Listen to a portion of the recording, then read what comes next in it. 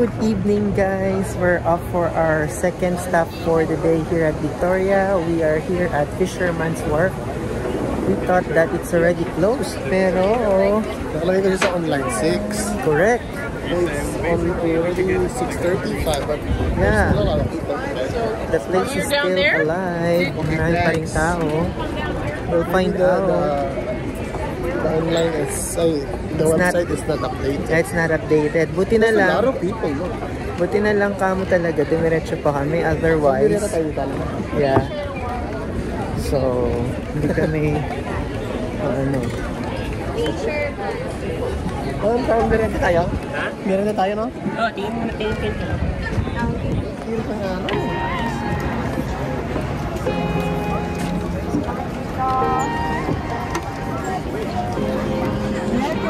Got me up all night, putting things on the side. What do you have in mind?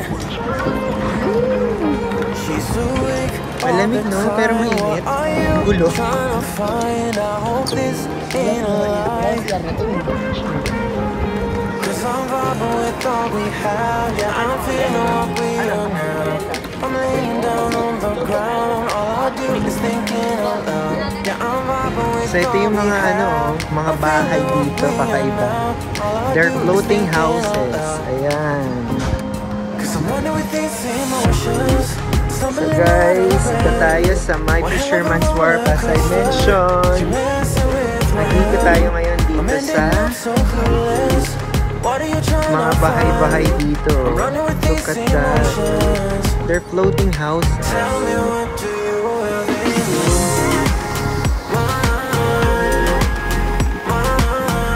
Dito sila nakatira. Imagine, no? Pagka may malakas na alon o bagyo, maalog yung bahay. I'm ready through our phone in the night. No, I'm here by your side. So tell me where are you now? When your head is in the clouds, I wanna find out now. Cause I'm vibing with all we have. Yeah, I'm feeling what we are now. I'm laying down on the ground. All I do is thinking out loud. Yeah, I'm vibing with all we have. I'm feeling what we are now. All I do is thinking out loud. Cause I'm wondering with these emotions, stumbling out of bed. One hell of a roller coaster. You're messing with my head. I'm ending up so clueless. What are you trying to find? I'm running with these emotions. Tell me, what do you have in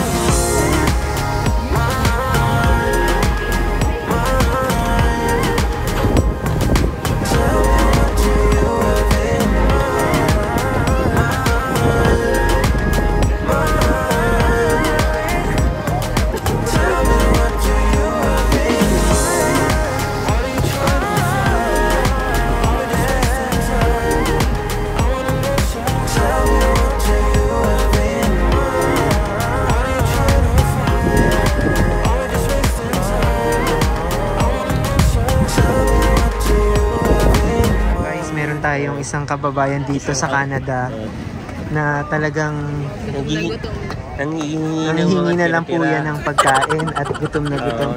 Nakaabang na lang po siya doon. Binubuli niya yung mga bata na yan para makakuha ng pagkain. Full fish. Fried full fish. Fried full fish. With fried rice. What are you doing there, sir? I'm trying to read their menu. Oh, really? It says there like full fried fish. Full? There's medium, small, and large. It's a must-try seasoned catch, lightly seasoned and fried whole with crispy skin. Serve with fried rice and fresh salad. Ah, galing ah. Oh, there's like deep fried Nutella and banana bao. Oh, it's like turon. Correct. Dinner time dito sa Victoria. Ayan po. Diba? We have bao. Ito salmon to. Salmon bao. Na may mango sauce. Of course, tilapia. Then nag-order sila ng beer. Fish and chips. Ano to? Calamari? Calamari. Yan guys, kain tayo Ano ba yung order? Tilapia. Tilapia with fried rice. Fried rice. Tontuwa yun. Alam mo yung Oh. umorder na nakita natin? Pagkabas na, wala. Ano na, puro tehik na. Oh, yeah? Kain tayo. Ang lamig. Ang lamig-lamig. Akala namin summer, pero ang lamig. Lamig. Wala kami dalang jacket. Grabe, lamig. Look at that. Beautiful sunset. Where you at? Ha? Where you at? I'm at Victoria. Pero ayan, yan, nawala yung hangin. Yan, dito ka. Dito tayo. Ay, sarap. Ang sarap Sarap. ng init. Nandito tayo sa The Empress. Woo! Nandito niya, pag The ano. Empress.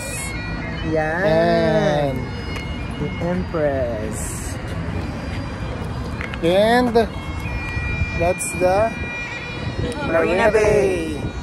And the other one is the legislative. Legislation. Yay! The Empress. Pag humangin, madami. Ano to? Yan. Oh no, in my heart Sorry. went a bit too far, so wrong. Oh no, open up my soul, but babe, how could I know you're cold? Shame on you. Should have seen what you were like. Dangerous night. You got me all lost, so blinded. You got me all lost. Listen to my heart. I gotta be lost, survived it. Now you're all gone, my friend. Oh Lord, guess you fooled me once, but I ain't falling twice. All lies. Oh Lord, I ain't gonna run. My rise has just begun. I'll shine. Shame on you. Should have seen what you were like. Dangerously nice. You got me all lost, so blind. You got me all lost. Listen to my heart. I gotta be lost, survive. Now you're all gone, my friend. Paper girls will come around. I'm still walking, I'm still proud. I never lost it. I never lost it, baby. Paper girls will come around. I'm still walking, I'm still proud. I never lost it. Paper girls will come around. I'm still walking, I'm still proud. 2, 3. I never lost it, baby. Paper girls will come around. I'm still walking, I'm still proud. I never lost it. Right?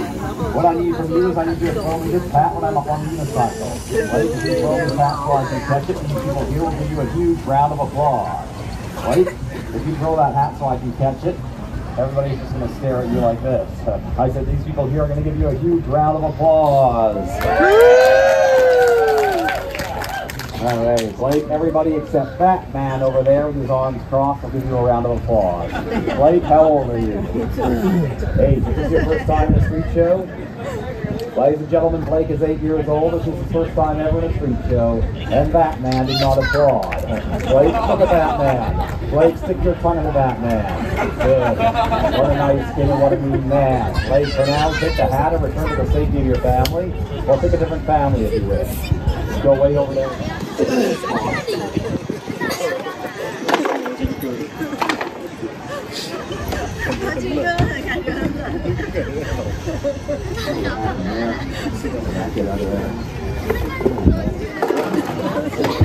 magic siya. Ha? Nagbayad yung mga yun. Nagbayad ba yung wine? While I'm changing to make this more exciting, just imagine that what I'm doing is stripping in reverse. I said that the other day, and one way he went through, put it all. Tataka ka ba? Are you in awe? Ha? All right. Gusto tayo apat. Mag-magic siya. Sa ano. Saan? Punta muna tayo doon, tas pabalik. Dito last na to, no? Ito yung ta. Punta tayo nandun, downtown, Chinatown, Beaver Tails. Picture muna tayo dito. Where are we? We are at Victoria Victoria downtown. Let's go. Harbor. Harbor Town. But we're going to the Chinatown. Downtown. Lamig? Ang lamig. Grabe. Ginaw na ginaw kami. Wala kami mga jacket. Wala. Wala summer eh. Kanina summer eh. Tapos bigla naging ano na. Nag-fall.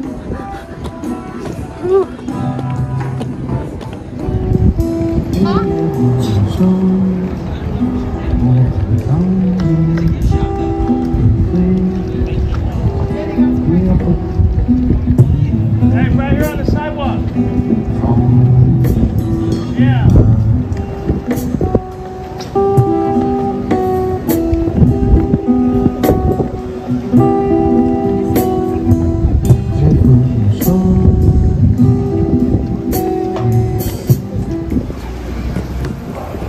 If only I could finish something, run straight through to the end, close a chapter dignified. Dang girl, you did it again. But will it ever be enough when I'm bent on trying to keep it tough? Will I ever settle down, happy with the here and now? When will it ever be enough? Ever be enough? Ever be enough? If only I could figure it out.